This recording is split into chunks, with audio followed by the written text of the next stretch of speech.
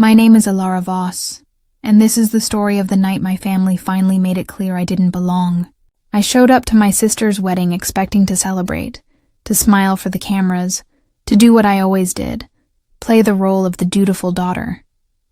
But from the moment I stepped inside, something felt off, and then I saw it. My seat, not at the family table, not even in the main hall, but shoved outside near the coat racks. At first I thought it was a mistake, but it wasn't. It was a message that said, "You don't matter." But here's the thing about pushing someone aside for too long. Eventually they stop trying to fit in. So I made a choice that night. And what happened after? Well, let's just say it shocked everyone. I pulled into the parking lot of the venue, my fingers gripping the steering wheel a little too tightly.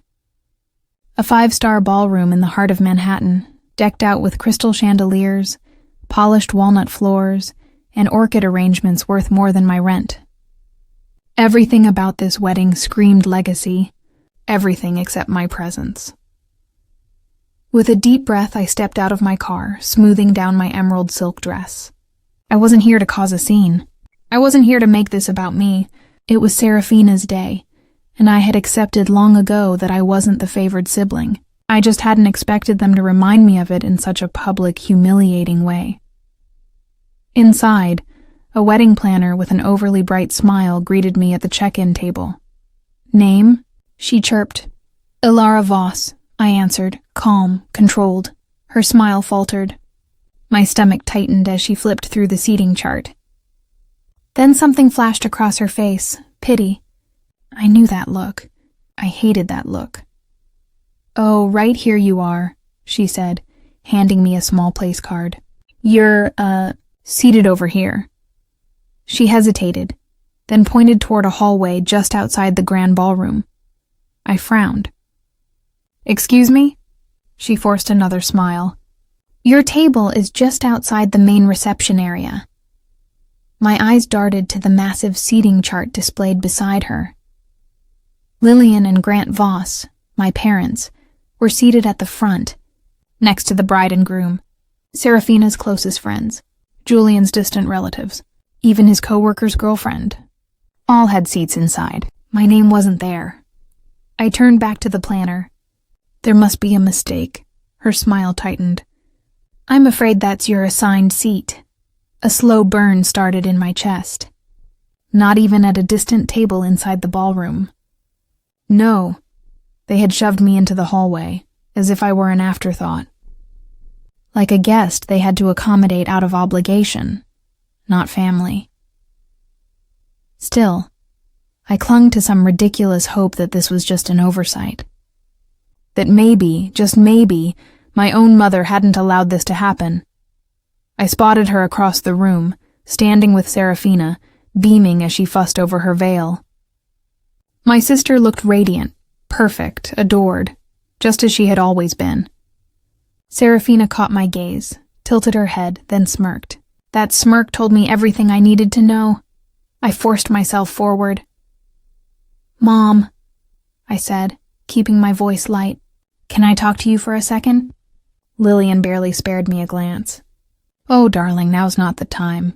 Can't you see we're busy? It'll only take a second," I said through gritted teeth. She sighed, annoyed, but obliging, and stepped aside. Serafina didn't move. Of course she didn't. She just watched, her smirk growing. "I just checked my seat," I said. "It's in the hallway." Lillian let out a dismissive hum. "Well, we had to prioritize immediate family members at the main tables, Alara." I blinked. "Immediate family? I am immediate family." Lillian let out a forced, airy laugh, as if I'd said something absurd. "Oh, sweetheart, don't be so dramatic." Serafina finally spoke. "Did they mess up your seat? Wow, that's unfortunate." Her voice dripped with false sympathy. "You know how chaotic wedding planning can be. So many little details. Things get overlooked." Her eyes glowed with amusement. She knew this wasn't an accident. I turned back to my mother. "Mom, you really think it's okay for me to be seated outside the reception hall? Away from everyone?" Lillian sighed again, clearly bored of the conversation. Alara, don't make a big deal out of this. It's Serafina's special day. Just be grateful you're here. Grateful. The word lodged itself in my throat, bitter and unspoken. Be grateful for being treated like a second-class guest at my own sister's wedding. Be grateful for being discarded, shoved aside, forgotten. I opened my mouth. But Grant, my father, my ever-passive, avoidant father, finally spoke. It's just seating. Sweetheart, he said, not even looking at me. Let's not ruin the mood. That was it. That was all he had to say. I didn't even bother responding. What was the point? A new voice broke the silence. That's an interesting arrangement. I turned and found Valentina, Julian's mother, standing nearby, champagne in hand. Her eyes flickered toward Serafina, then back to me. Her expression unreadable. Serafina stiffened slightly. Lillian gave her a rehearsed, gracious smile. Oh, Valentina, you know how tricky wedding planning can be. We tried our best to accommodate everyone. Valentina hummed, unconvinced. She looked at me just a second too long, as if reading between the lines. I didn't know what that meant yet, but I held her gaze. Serafina looped her arm through my mother's, effortlessly steering the conversation away. Mom, we should really check on the cake before the reception starts. And just like that, I was dismissed. The ballroom around me was alive with laughter, clinking glasses and music, a celebration I wasn't truly a part of. I was here, but not welcome. I walked away, my pulse hammering. Not toward my assigned table, not toward the hallway. I reached for the place card in my hand, staring at my own name printed in elegant calligraphy. I turned it over once, then again, before slowly setting it down on a nearby tray. If they thought I was just going to accept this, they didn't know me at all. I stared at the dimly lit hallway, my back pressed against the cold wall, fingers tightening around the edge of my dress. Laughter, clinking glasses, and distant music spilled from the grand ballroom, a world I was never truly a part of. The isolation wasn't new. The humiliation, though sharper this time, felt oddly familiar, like an old wound being sliced open again. This wasn't an accident. They wanted me to feel small, insignificant. And damn it, they succeeded. The sting in my chest spread, not just from this moment, but from years of being the second choice. The afterthought. My mind drifted back, pulling me into the past before I could stop it. 3 years ago. I was back at my parents' estate, rummaging through my old bedroom. I hadn't been home in months, and it showed. Dust gathered in corners, my childhood books untouched, the framed pictures on the wall frozen in time. High school, college, everything before I stopped trying. I wasn't searching for anything in particular, just killing time while my mother finished whatever elaborate dinner she was preparing for Serafina's visit. It was always about Serafina. Then I saw it. A small velvet journal sticking out of my mother's nightstand. I almost didn't open it, but something about the way it was tucked away, as if it were important, as if it mattered, made me reach for it. Inside, pages upon pages of carefully recorded memories, notes, thoughts about Serafina. Her birthdays, her achievements, her struggles, her favorite wines, the names of her childhood friends, even a list of gifts she had loved and ones she had faked liking to be polite. I flipped through more pages, searching for something, anything about me. There was nothing. Not a single mention, not a single thought, not a single note about her other daughter. It was like I never existed. I remember standing there, gripping the journal so tightly my hands ached, a lifetime of doubt suddenly confirmed in ink. When my mother walked in, she barely reacted. "Oh, you've always been independent," she said. "I never had to worry about you like I do Serafina, like that was supposed to be a compliment. like that was supposed to erase the years of quiet neglect. She had written down everything about Serafina, yet not one single thought about me was worth recording. That was the moment I knew. I had always been alone in this family. The present crashed back around me. The sound of Serafina's laughter sliced through the air like a blade. The weight of that damn journal pressed against my chest even now. I glanced at my assigned table, the insult of it, the pettiness, the cruelty. If they wanted to remind me of my place, message received. I inhaled sharply, pushing myself off the wall. If my family had already decided I didn't belong, maybe it was time to act like it. I stepped toward the ballroom, my mind racing. But before I even reached the doorway, I caught sight of Julian. He was standing off to the side near the bar, a glass of whiskey in his hand. But he wasn't drinking it. His eyes weren't scanning the crowd with the ease of a man who just married the love of his life. Instead, they were locked on something or someone with unmistakable hesitation. And then they landed on me. He exhaled long and slow before pushing off the counter and walking toward me. "Alara," he said.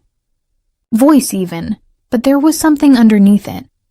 I raised an eyebrow. "Julian." For a moment neither of us spoke. The wedding moved on around us, people drinking, laughing, celebrating. A party moving forward while its foundation slowly rotted beneath it. Julian shifted, rolling the whiskey glass in his palm before glancing over his shoulder toward the far side of the room, where Serafina was holding court, basking in her own reflection. When he looked back at me, his jaw tightened. There it was again, that hesitation, that doubt. "Alara," he started, voice lower this time. "I know we haven't talked much, but can I ask you something?" I tilted my head. "That depends. Is this a polite wedding conversation, or is this something else?" He didn't smile. Didn't even pretend. Something inside me shifted. Julian sighed, rubbing his temple like he was already regretting this. "Does your sister ever talk about me differently when I'm not around?" There it was, that single question. That moment where reality peeked through the cracks of whatever illusion Serafina had been feeding him. For a split second, I considered lying. Maybe out of some misplaced sense of protection. Maybe because exposing the truth in a setting like this was a dangerous thing. But then I remembered my seat assignment. I remembered Serafina's smirk. I remembered my mother's dismissal. And I remembered who Serafina really was. I glanced at his whiskey glass. "You should probably take a sip of that first." Julian tensed. Then he lifted the glass to his lips and downed the whole thing. "Julian," I said carefully, "I don't think you know Serafina as well as you think you do." His jaw tightened. I was afraid of that. Silence stretched between us, thick and suffocating. "She's been acting different," he finally said, his voice quieter now, edged with something close to frustration. "Controlling. There are things she doesn't want me to see." My stomach twisted, because of course there were. Before I could respond, Valentina appeared. She was walking toward us, her expression unreadable, but her eyes were sharp. Calculating. Serafina's new mother-in-law.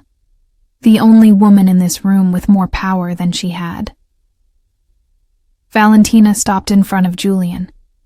Her gaze flicked toward me for just a second before settling on him. "Darling," she said smoothly, "I believe you should see this."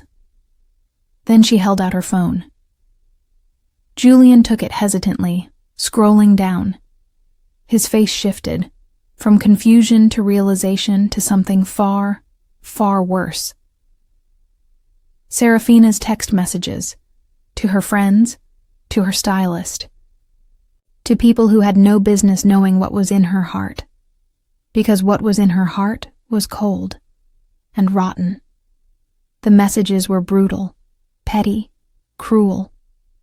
Serafina trashing Valentina, calling her overbearing, controlling, a rich old woman who just needed to write the checks and stay out of her life. Serafina talking about Julian, how she was training him to be the husband she needed, how he'd do whatever she wanted because he was so desperate to prove he was better than his father. And then the worst one, Serafina laughing about how easy this marriage would be, because Julian's family had money, and all she had to do was play her part until she didn't have to anymore. Julian's hand clenched around the phone. Valentina watched him carefully. "Your wife-to-be doesn't just dislike me, Julian." She paused, voice calm but sharp as glass. "She's been planning to control you since day one." Julian swayed slightly, as if the floor beneath him had just cracked open. I said nothing, because this wasn't my moment. This was his. I just watched as his expression shifted, from doubt to anger. The wedding may be happening, but the foundation beneath it was already cracking. The family meeting that followed would change everything. I followed the movement of bodies as we were ushered into a private lounge. The air was heavy, thick with the kind of tension that makes your skin itch.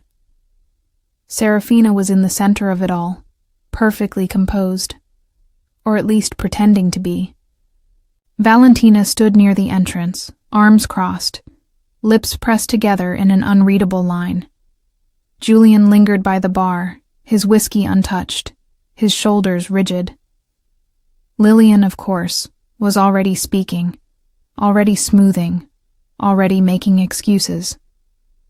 "This is all just a misunderstanding," she said, offering a thin, forced smile. "Emotions are high. It's a wedding after all. Let's not let a little family tension." Valentina cut her off. "Family tension?" she echoed, eyes narrowing. "Lillian, this isn't tension. This is a revelation." Serafina let out a mocking scoff, arms crossing over her designer gown. "You've seriously dragged us in here for this?" She turned toward Julian, voice dripping in sugar. "Baby, tell me you don't actually believe this nonsense." Julian didn't answer. He didn't even look at her. Lillian reached for his arm, her voice softer now. "Julian, sweetheart, you have to understand. Serafina has been under a lot of stress. Planning a wedding is exhausting. People say things they don't mean." Valentina's lips curled. "Funny, because she seems to mean every word when she talked about controlling him." Serafina's jaw tightened, but before she could fire back, Grant spoke, and the entire room stilled. "Lillian, stop." The words were quiet, but they landed like a gunshot. My mother turned, blinking, as if surprised to be interrupted. My father was not a man who raised his voice, not a man who intervened. But tonight,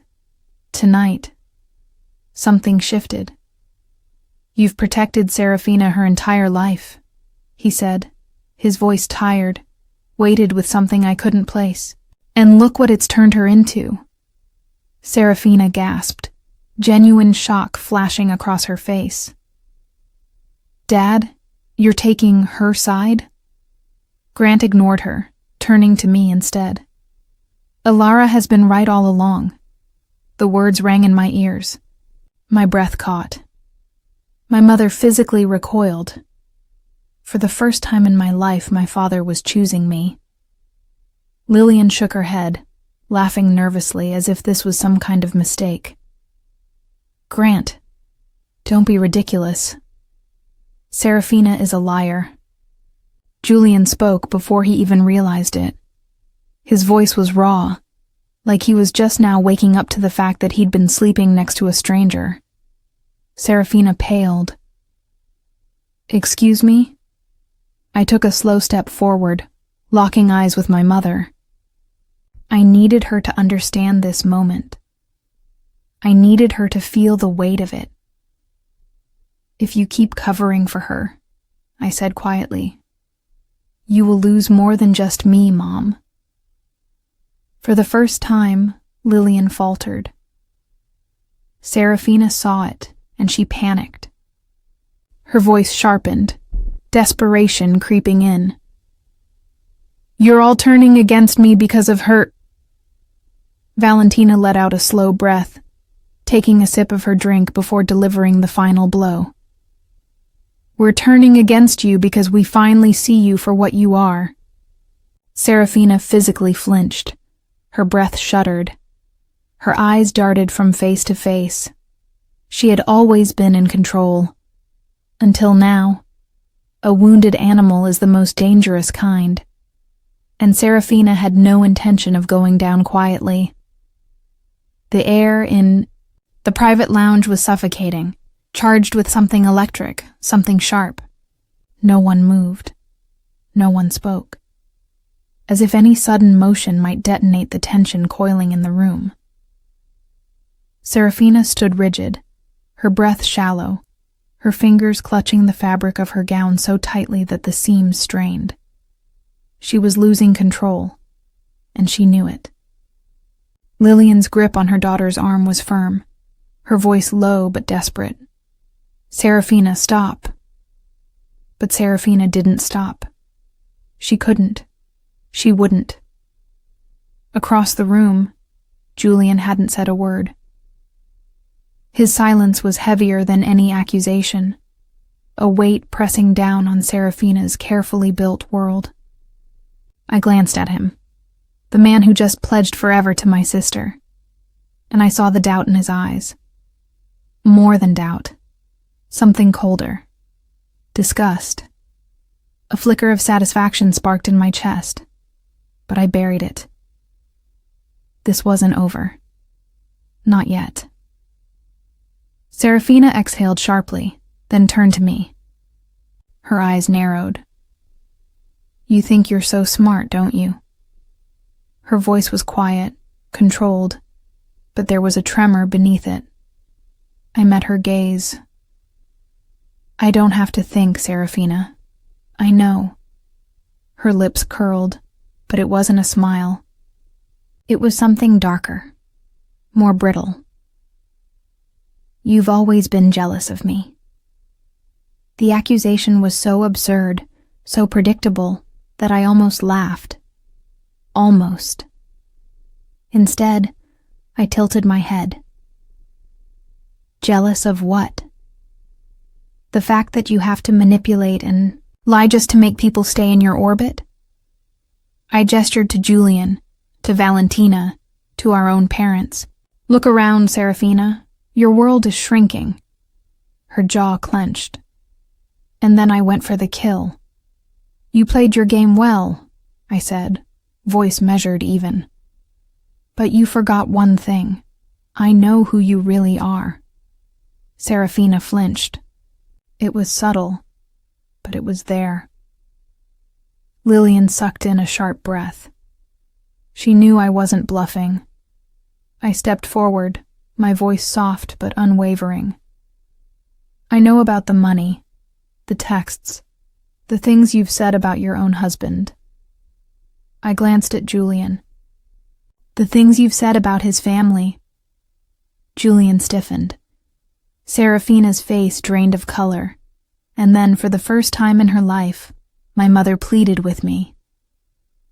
Lillian turned, eyes wide, hands shaking. "Alara," she whispered.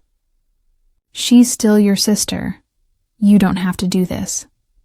A beat of silence, and for a split second, a fraction of a moment, I hesitated.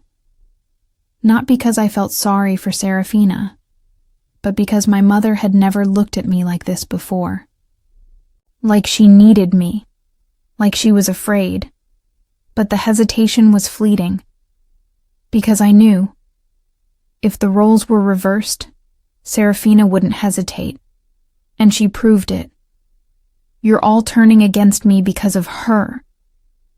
Serafina's voice cracked, sharp and raw. Her hands trembled at her sides. She's always been bitter, always hated me.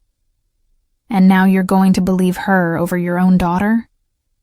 Valentina exhaled slowly, lifting her glass to her lips before delivering the final blow. We're turning against you because we finally see you for what you are. The words hit like a slap. Serafina's mouth opened, then closed. She looked at Julian, her last chance at control. Her voice shook as she reached for him. You don't believe them, do you? Julian didn't answer. That silence, it was her death sentence. Serafina's breathing hitched, her panic tangible now, and then she lunged forward, her expression twisted with fury. But this time I wasn't backing down. Serafina's hand swung toward me, fast and reckless. But I barely flinched. I didn't have to move. I didn't have to cower, because the difference between us was clear now. I wasn't afraid anymore. Serafina was the one losing control, and everyone in the room knew it. Her palm cut through the air, a flash of anger, of desperation. But before it connected, Valentina stepped between us. Serafina collided with her instead, stumbling back, gasping. The sheer force of her own reckless movement sent her off balance, right into the entrance of the ballroom, and now there was no hiding. The music halted. Conversations died. Every guest in the reception turned toward the spectacle unfolding at the entrance. Serafina, the perfect bride, the golden child, the one who always controlled the narrative, stood there, disheveled, breathless, her rage twisting her features into something unrecognizable. She blinked, realizing too late that this wasn't a private fight anymore. It was a public disaster. A murmur spread through the ballroom. Guests whispered. Eyes widened. Some exchanged glances. Others stared outright. Julian was still standing near the bar, silent, watching, just watching. Serafina spun toward him, frantic. You're my husband. Her voice shook, high and thin. You have to stand by me. Julian exhaled slowly. The exhaustion on his face was unmistakable. I don't think I ever really knew you. The words landed like a final nail in her coffin. Serafina staggered. Her breath hitched. She shook her head violently. No, you don't mean that. You love me. But Julian's eyes were empty now, not angry, not even disappointed, just done. Then, without another word, he reached into his jacket pocket and pulled out a small envelope. My breath caught. I already knew what it was. Serafina did too. Her face drained of color. What is that? Julian didn't blink. Annulment papers. A collective gasp ripped through the guests. Even I felt the weight of it, the finality, the death of the perfect image she spent years curating. Serafina's hands trembled as she stared at the envelope. You had this prepared? Valentina stepped forward, arms crossed, voice cold. Of course he did. Serafina's lips parted, but no words came out. And then Valentina delivered the final blow. You were never going to be a part of this family. Serafina staggered back, her world unraveling, but she wasn't done yet. Serafina may have lost her marriage, but she still had one weapon left: revenge. Her chest rose and fell in quick, uneven breaths. Her perfectly curled hair slightly out of place, her hands trembling at her sides. But this wasn't over. Not for her. She refused to let it be. She turned sharply to our mother. Mom, she pleaded, her voice softer now, laced with just the right amount of vulnerability. You know this isn't true. You know they're trying to ruin me. Lillian hesitated. Of course she did. She had spent a lifetime cleaning up Serafina's messes. smoothing over her mistakes, making excuses. "Serafina," she started, voice uncertain. Serafina seized the moment. She gripped Lillian's hand, pressing it against her chest like some kind of dramatic performance. "Mom, you know me. You know I love Julian. I would never—" "Stop." The voice was cold, final. Julian. He was holding something in his hand, a stack of papers stapled at the top. His face unreadable, but his grip tight. Serafina froze. Valentina stepped forward, her expression razor-sharp. "Go on, Julian," she said smoothly. "Read it." Julian's jaw clenched. Then, in a voice eerily calm, he began. Serafina Voss filed an inquiry with a divorce attorney 1 month before the wedding. A sharp, collective gasp ripped through the guests still lingering in the ballroom. I felt my stomach drop, not out of shock, but because even I didn't expect it to be this bad. Julian didn't stop. "You were planning to leave me," he said, each word slow, deliberate, cutting. "The second you got access to my money." The paper in his hands trembled slightly, but his voice didn't waver. Serafina paled. "That's not—" Valentina let out a low, unimpressed laugh. "Oh, sweetheart, don't even try." She tilted her head. "That's a legal document. You know, the kind that doesn't lie." Serafina's confidence shattered. The room was spinning out of her control, slipping through her fingers like sand. Julian took a step closer. "Was anything ever real, Serafina?" His voice was raw, not angry, just exhausted. "Did you ever love me? Or was I just another accessory for you to show off?" Serafina's lips quivered. Her eyes darted around the room, searching for someone, anyone, to back her up. And then, as if on pure survival instinct, she spun toward me. "This is all your fault," she snapped, her voice rising, cracking. "You've always been jealous of me." There it was. The same tired accusation. But this time it didn't land. Because for the first time I didn't care. I didn't rise to the bait. I didn't argue. I didn't give her what she wanted. I simply looked at her and said, "No, Serafina. This isn't my fault." She flinched. "This is who you've always been." Her breath hitched. I stepped forward. I didn't raise my voice. I didn't have to. "You manipulate. You lie. You take and take and take. And when things go wrong, you blame everyone but yourself." Lillian gasped softly, as if hearing the truth for the first time. Serafina shook her head violently. "No, that's not—" "Mom, tell her she's wrong." But Lillian didn't move. She just stared. And for Serafina, that silence was worse than any insult. She stumbled back, realization dawning. She was lost. Serafina looked around the room, seeking someone to take her side. But for the first time in her life, no one did. As the weight of her actions settled in, Serafina realized there was only one thing left to do: disappear. But first, she fought. Her breath was uneven. Her face pale beneath the ballroom lights. She looked around the room, scanning for someone, anyone, to stand by her side. For the first time in her life, no one did. The guests stared in stunned silence. Some whispered behind raised hands.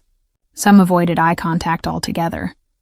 Even Lillian, her greatest defender, her most loyal enabler, said nothing. Serafina stumbled back, her manicured nails digging into her palms. Then slowly she laughed. It was bitter. Hollow. Not the laugh of a woman who'd won, but of someone who refused to believe she'd lost. "You all think you're better than me," she sneered, her voice unsteady. "Just wait. None of you will be anything without me." No one reacted. No one rushed to tell her she was wrong. She gritted her teeth, shaking her head as if trying to will the moment into something else. And then our eyes met. I stepped forward, not out of pity, not out of cruelty, but because I needed her to hear this. For the first time, Serafina looked small. "You spent your whole life making sure I felt invisible," I said, my voice steady, unwavering. "But look around, Serafina." I watched as her throat bobbed, as her breath hitched. "You're the one no one sees anymore." She blinked, and for a split second something in her cracked. Then, just as quickly, she shoved it down. She stepped back, shaking her head, laughing again. But there was nothing behind it. "No, you don't get to do this," she spat. "You don't get to be the hero in this story." I exhaled slowly. She still doesn't understand. This isn't a story, Serafina. This is just the truth. Her mouth opened, but nothing came out. She turned to our mother. Lillian's arms were wrapped around herself, her lips slightly parted, her expression shattered. Tears shone in her eyes not for Serafina, not for me, but for what she allowed to happen, for what she let Serafina become. She stared at me, really looked at me, for the first time in years. And I knew. I knew she saw it now. The damage, the choices, the consequences. But it was too late. I wouldn't stay to watch the aftermath. I took a breath, shoulders back, and turned toward the exit. No dramatic speech, no second glance, just a quiet final decision. I walked out, stepping through the heavy ballroom doors into the crisp night air.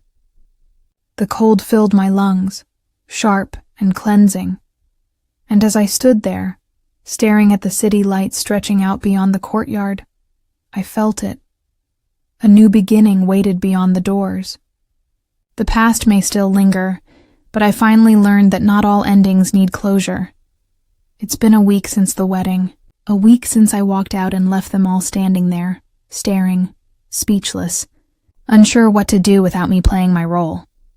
The fallout came fast. I glanced at my phone, scrolling through the missed calls and unread messages, most of them from my mother, some apologetic, some defensive. Lillian Voss doesn't know how to lose. She doesn't know how to navigate a world where I'm not desperately seeking her approval. Serafina, meanwhile, silent. No social media posts, no cryptic captions, no carefully curated illusions of perfection. She disappeared from public view the way a fallen queen disappears from history. And the family group chat, still active, still buzzing with updates, jokes, inside references. Just without me, I should feel hurt. I should feel the sting of exclusion. But I don't. For the first time, I don't need to be part of something that never truly included me to begin with. The call came later that evening. I let it ring twice before answering. Lillian's voice was hesitant. "I know I've made mistakes," she said, as if it was that simple. I said nothing. She exhaled shakily. I don't know how to fix this." I closed my eyes, leaning back against my couch. There's nothing to fix. Some wounds don't heal. Some shouldn't. But I didn't say that. I didn't say anything. She waited, like she was hoping I'd hand her a script.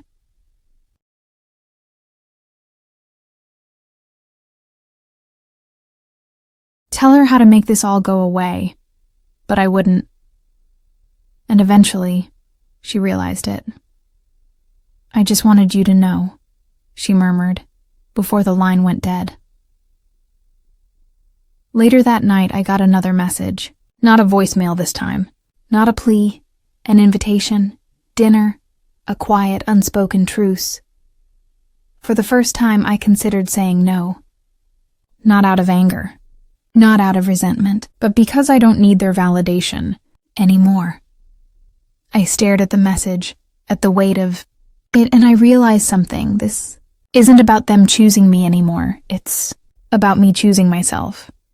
I walked through my apartment, stopping by the small bookshelf near the window. Old photographs sat there, framed moments of a life I once wanted so badly to belong to. I picked one up, a Christmas photo from years ago. Serafina front and center, radiant as always. Lillian beside her, hand on her shoulder.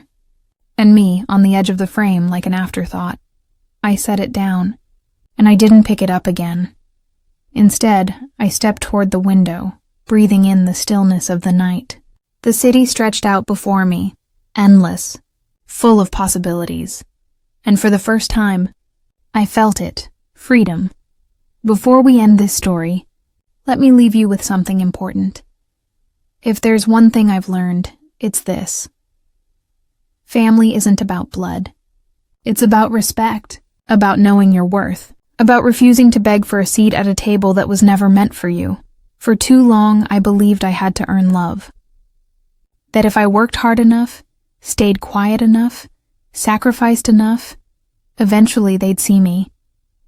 They'd choose me, but the truth? Sometimes the best thing you can do, the strongest thing you can do, is walk away. Not every story needs closure. Not every wound heals with an apology. And that's okay.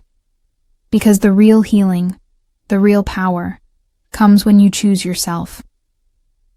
So let me ask you, have you ever had to walk away from something or someone to protect your own peace? Have you ever realized that staying would cost you more than leaving ever could? Drop a 1 in the comments if this story resonated with you. Or tell me, where are you watching from? I love hearing your stories, your experiences. And if you want more stories like this, real, raw, and filled with lessons we all need, hit that subscribe button. Because trust me, there's more to come. Thank you for watching. And remember, choosing yourself isn't selfish. It's survival.